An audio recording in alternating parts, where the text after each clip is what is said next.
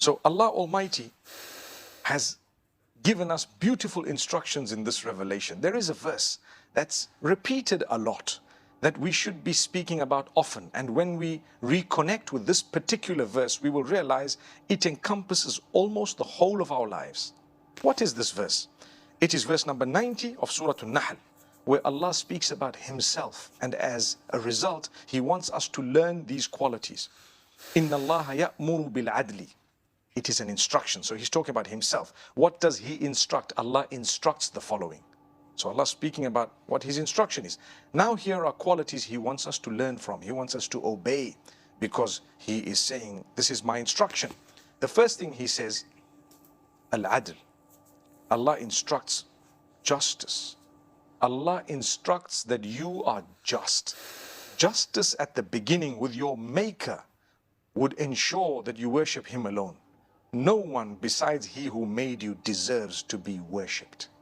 That is the highest form of justice, is to offer worship where it is belonged only, nowhere else.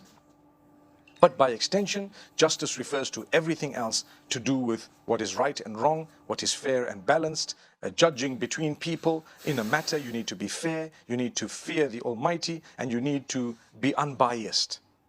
So Allah instructs you to be just. Inna Allah ya'muru bil adli wal ihsan. He instructs you to be kind, to be good, to be kind. So that's the second in the order.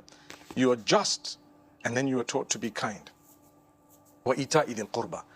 And He wants you to give to your relatives who are in need. Ita'i dhil qurba doesn't mention the need.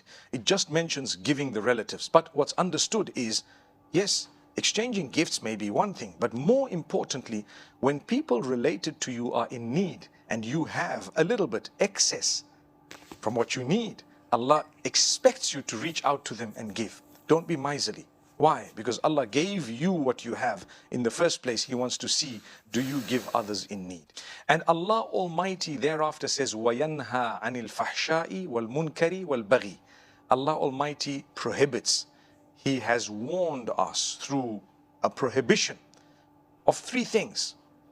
That doesn't mean that there are only three things in the list of prohibitions by Allah, but in this particular after says وَيَنْهَا عَنِ الْفَحْشَاءِ وَالْمُنْكَرِ وَالْبَغِي.